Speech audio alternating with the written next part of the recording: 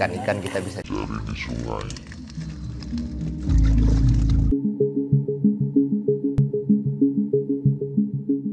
Salah satu memori yang paling berkesan buat saya waktu kecil, masyarakat daerah aliran Sungai Mendahara itu cenderung berkebun tumpang sari. Ada kelapa waktu itu sama kopi robusta.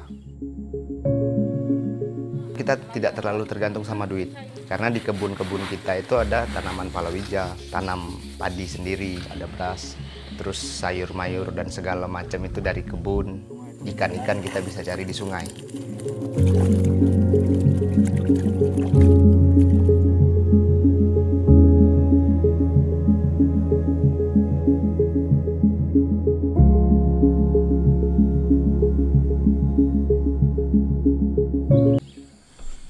Saya Nurul Amin, saya tinggal di Desa Sungai Beras, Provinsi Jambi.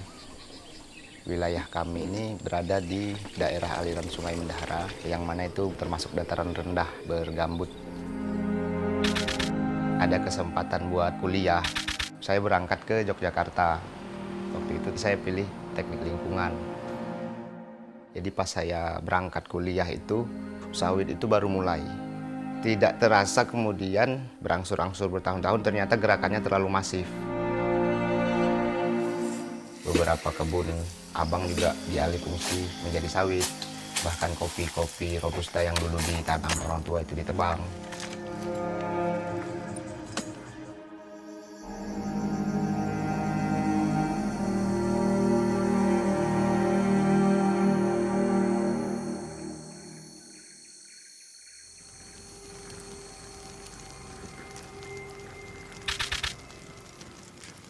Pada saat saya di Yogyakarta itu kabar yang paling sering saya dengar itu kabut asap dan kebakaran. Sementara saya di Jogja di jurusan lingkungan, kegiatannya juga di kebencanaan. Itu kan cukup memberi dampak ya buat diri saya secara pribadi.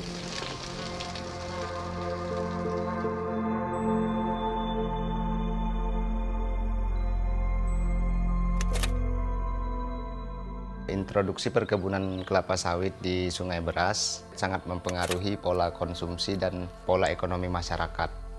Kini masyarakat sangat bergantung kepada uang, gaji, dan kerja musiman. Artinya pola berkebun yang terus-menerus ketika tumpang sari itu hilang. Bagi masyarakat-masyarakat yang penghasilannya tidak mencukupi, kan kerentanan dia untuk bertahan secara ekonomi kan semakin tinggi. Dan itu bagi saya sangat mengkhawatirkan.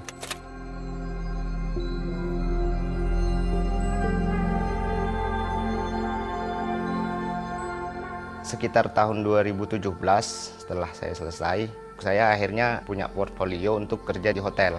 Di situ muncul semacam prinsip ya, bagaimana saya bisa kerja menyapu di hotel untuk menyenangkan orang, sementara saya tidak menyapu tempat saya sendiri.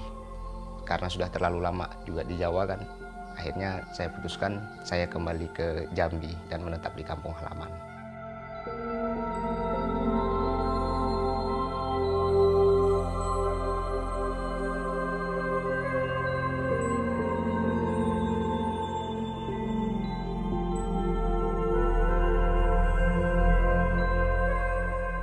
Baru 6 bulan saya balik ke kampung, saya sudah mengalami stagnasi yang sangat parah. Akhirnya hampir memutuskan, membuat saya akan kembali ke Jawa.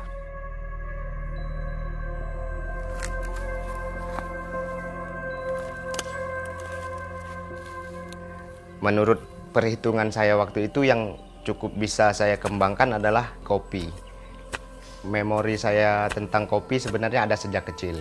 Memori itu ternyata sangat penting buat saya, bahwa saya punya sejarah yang cukup bisa ditarik alurnya tentang kopi. Saya kelas 2 SMP, saya pernah ikut misi dagang lah dari keluarga. Kita membawa kopi robusta itu sekitar 7 ton atau 11 ton. Sayangnya, pasca kita pergi ke Batam 2 kali, tren kopi di kampung itu meredup karena masuknya sawit.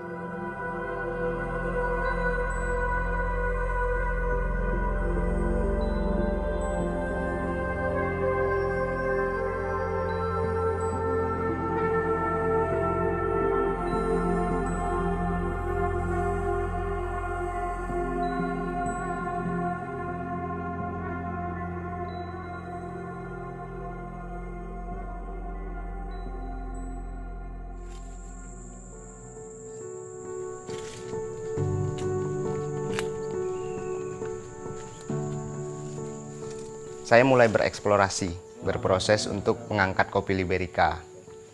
Akhirnya begitu saya balik dan akhirnya membentuk kelompok tani, kami lebih memfokuskan diri ke pasca panen sebenarnya. Mungkin untuk pertambahan di kuantitas produksi mungkin belum banyak, tapi yang paling banyak itu terlihat dari pertambahan jumlah tanaman kopi. Dari tahun 2018 yang pada waktu itu di Desa Sungai Beras kita tahunya cuma ada sekitar paling banyak 10 hektar. Dari berbagai kelompok sekarang ada sekitar 50 hektar lahan baru yang ditanam. Jika 1 hektar itu bisa menghasilkan 600 kilo biji, sekitar 30 ton. Itu sangat cukup untuk memenuhi kopi di Tanjung Jabung Timur sebenarnya.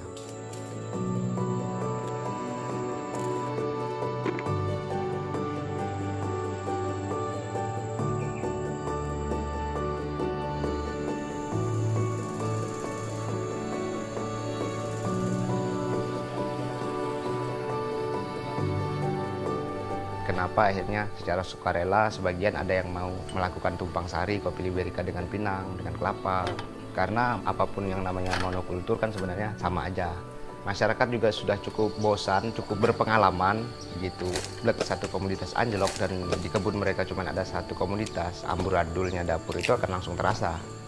Belajar dari pengalaman itu masyarakat mulai mempersiapkan ketahanan dapurnya sendiri-sendiri juga. Dengan memiliki pola perhitungan yang begitu, saya pikir secara ketahanan ekonomi lebih baik.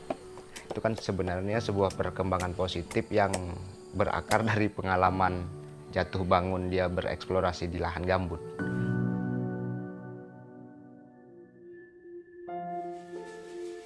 Kopi Liberica yang akan diterapkan setidaknya oleh kelompok kami dan orang-orang yang menyadari bahwa penting buat menjaga lingkungan lebih mengarah kepada agroforestry, di mana itu ada berbagai macam komoditi yang cocok sama lahan gambut dan juga memiliki nilai ekonomis. Artinya tanaman-tanaman lokal itu kan perlu kita inventaris yang mana yang cukup menghasilkan secara ekonomi.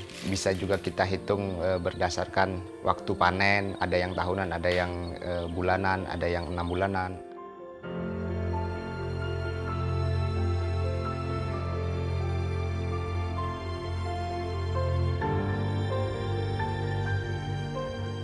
Pada dasarnya kan dari dulu sebenarnya pendiri-pendiri kampung di sepanjang Sungai Beras ini bereksplorasi untuk mencari bentuk berkebun di lahan gambut yang cocok. Berkebun di lahan gambut memiliki tantangan yang sangat besar. Kalau tidak dikelola dengan baik, ini berbahaya. Bukan malah bisa menghasilkan berkah, malah menghasilkan bencana.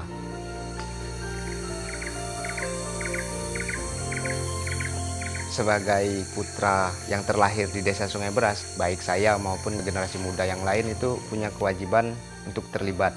Karena yang hidup di masa depan adalah generasi muda yang sekarang. Jadi kalau kita masih mau memikirkan masa depan yang baik, generasi yang ada sekarang harus mengambil estafet untuk hidupnya sendiri nanti.